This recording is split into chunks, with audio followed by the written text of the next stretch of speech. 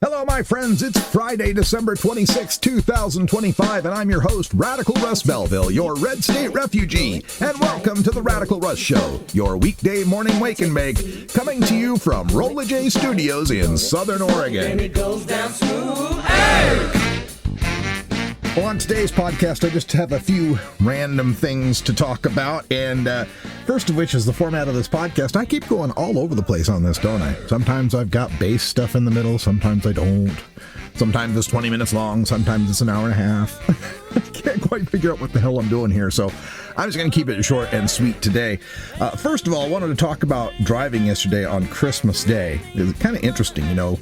I'm a hobbyist podcaster, so I drive people to things and things to people, and yesterday it was all people to things because there's no shopping to be done, no DoorDash or anything like that, so it was all Uber. And I'm driving people around, and it's generally a positive experience, except for my last ride of the night. So I am driving mostly in Medford, Oregon, which is the population center. That's where you're going to find the most rides. That's where the airport is. So I spent most of my day in Medford, which is roughly 25 miles to the east of Grants Pass, Oregon, which is about 20 miles south of where I live in Wolf Creek. So when I finish up in Medford, I will set my sights on driving back west towards Grants Pass and hoping I pick up a ride along the way. So I'm on my way, and I do catch a ride, and it's somebody at the Motel 6 in Grants Pass, and I catch it when I'm still 15 miles away. So that's going to be a good fare because it's a long distance for me to get to the rider. So I pick up the ride and I accept the ride on the app, and I'm driving, and the rider sends me some instructions to pick him up, near where the pool is. Okay, I got that. And I keep driving for about 10 minutes when I get another message from the person that says they wanted to cancel the ride, but if they tried to cancel the ride, it was going to cost them $16. And I replied back, yes, that's what it costs when you pull me away from Medford, Oregon to go all the way to Grants Pass, Oregon to give you a ride. So I let him know that, yeah, you can cancel, but it's still going to cost you $16. And so he replies back that, no, I guess I'll take the ride now. Okay. So I get there to Grants Pass, and I get to the Motel 6. And when you're picking someone up at the Motel 6, it's generally someone who's in dire straits. Generally, it's, that's one of the last stops you're at before you hit homelessness in this area. So I picked the guy up, and sure enough, he's in dire straits. And as he's in the car, he's telling me about what has happened to him. And I get the distinct feeling he hasn't had a chance to talk to anybody for a while because he's just unloading on this complete stranger who's driving him around. And he lets me know that he'd just been evicted. So he had lost his job and gotten evicted because he was 2 months behind on the rent. And then he also lost his dog because he had to have someone watch the dog because he couldn't take care of the dog because of being away, not having the rent, and then he couldn't get the dog back. And then on top of that, the guy had just recently had to have parts of both of his feet amputated.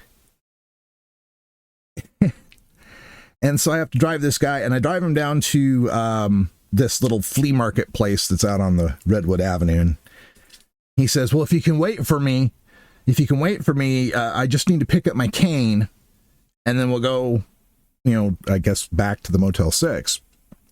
And, it must have been tough catching Ubers because, it picked me from all the way 20 miles away. So there must not have been many guys out driving. So I said, yeah, I'll hang out, and you'll have to call for another Uber ride, for me to be able to drive you for the insurance purposes and all that. And well, the guy never called back. I sat there for 15 minutes and he never called, and there was no movement inside the room. And, I got out of the car and I went to the door and knocked on it, didn't get any answer. So I don't know what happened to the guy. I didn't feel like it was my right or purpose to call law enforcement at this point. There's nothing wrong in particular, but now after I got home, I went to bed and started thinking about it, and I don't know what might have happened to this guy, so I hope he's okay. That's just one of the things you find when you're out driving sometimes, is people in some real bad circumstances.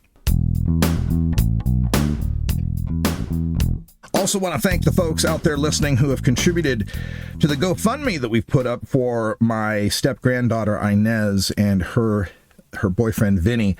If you missed it, she was in an auto crash. She hydroplaned on the highway 395 between Reno and Susanville, crashed into a tree at 60 miles an hour, and while she'll be fine, she lost her 5-month pregnancy and had to deliver her stillborn baby just before Christmas. And they've got all the expenses for the cremation and the service. In addition to that, she totaled the rental car, and she didn't have the extended rental insurance on it because, you know, she's young and poor and made a mistake. So she's going to have to replace the entire cost of the car, which is well over $15,000. And these are a pair of young parents with 2 below school age kids that are on Medicaid. So, you know, they don't have the way to come up with tens of thousands of dollars. So anything you can give to help will be greatly appreciated. I appreciate Carrie and Arlene and others who've already donated. Thank you so much. You can find the link on my website at radicalruss.com. Just look on the podcast and you'll see a button next to subscribe and donate and download. There'll be a button there, Justice for Lila Lynn. You click that, it'll take you right to the GoFundMe. Appreciate anything that you can give.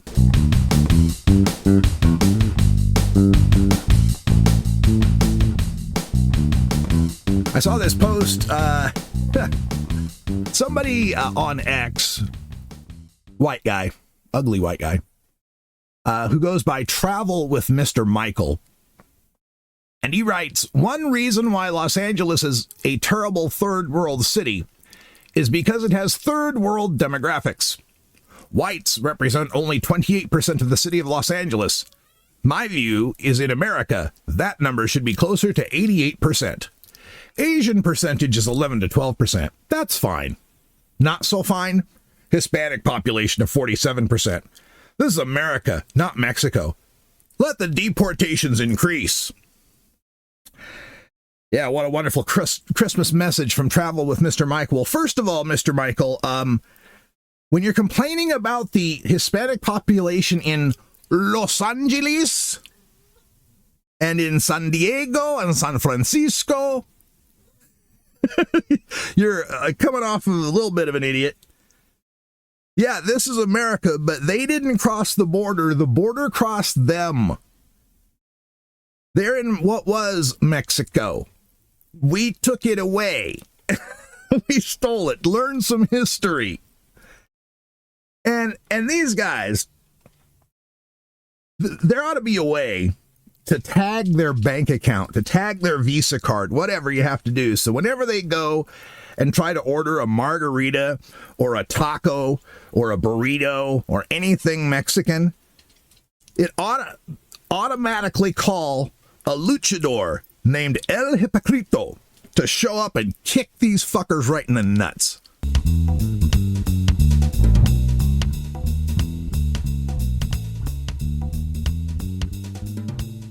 I saw that they had a football game on Netflix the other night. What's up with that? I thought we had a deal with the NFL, right? Like, we let the NFL get around all these antitrust laws, right? All this collusion between the owners and all the stuff that in any other business would be monopolistic practices, violating antitrust, violating RICO. We let him get away with that because, well, we love the NFL.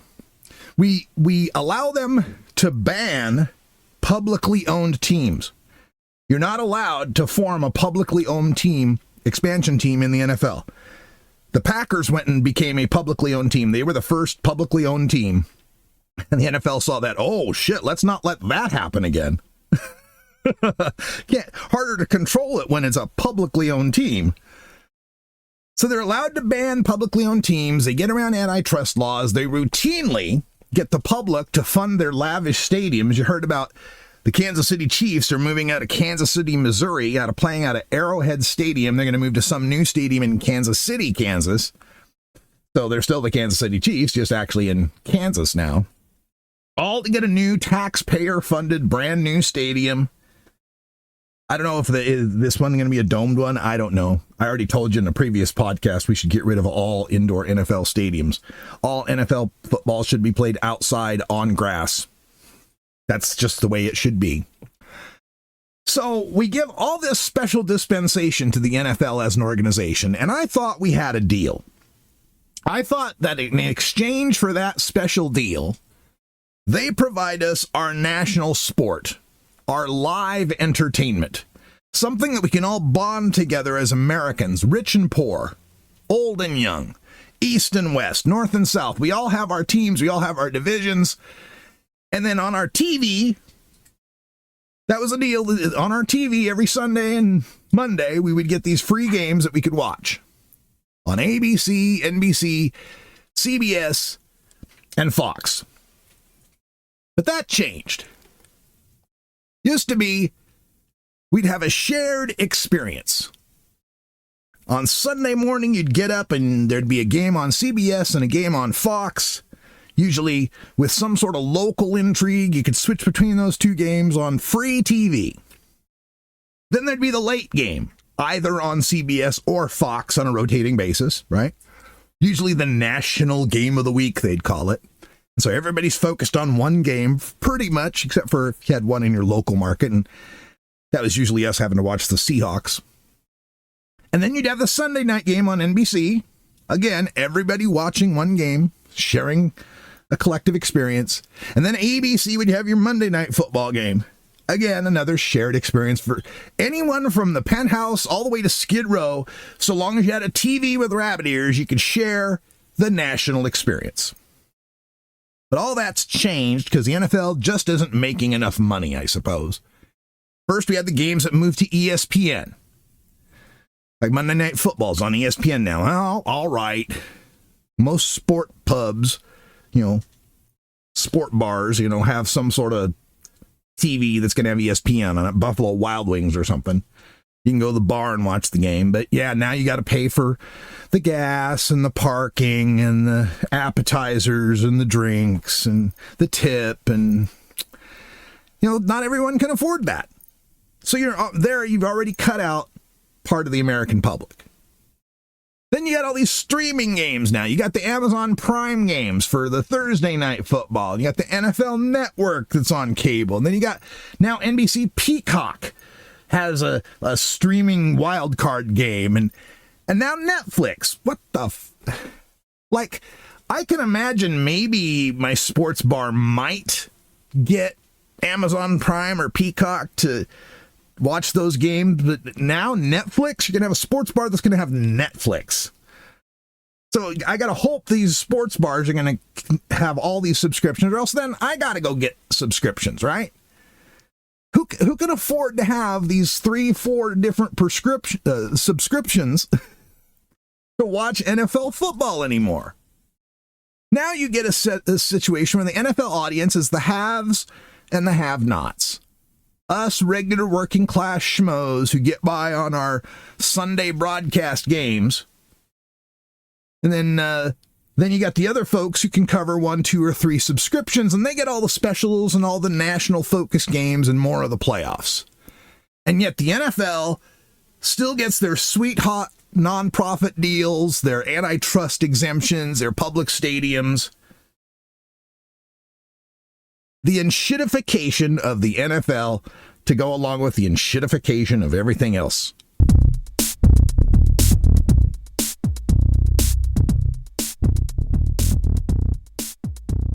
One final thing here. We had another Christmas message, this one from Donald Trump again, announcing his strikes on ISIS terrorist scum in northwest Nigeria, who've allegedly been viciously killing primarily innocent Christians. Now, the government of Nigeria has come back to say, no, they're not targeting Christians specifically.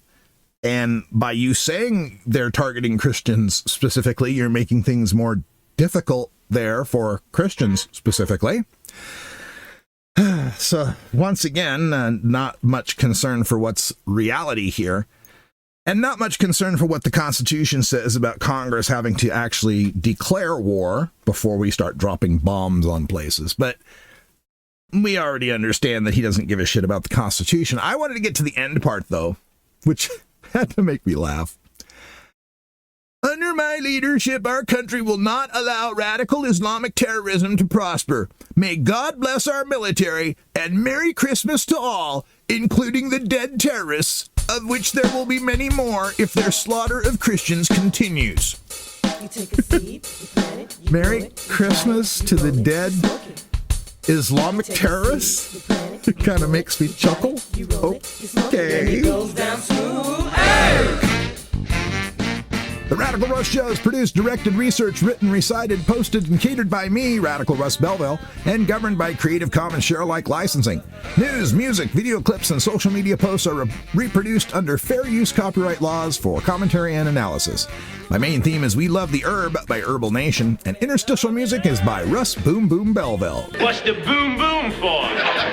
Boom boom boom. Which brings us to our post-credits scene. Oh, just one more thing, sir. I was thinking... Got to catch you up on my hashtag TubiTV night. This is where me and my lady love scan through the free TV app Tubi so that folks like you and me who can't afford 5 or 6 or 7 different subscriptions to all these streaming outfits still have something to watch. And what's on tap this week...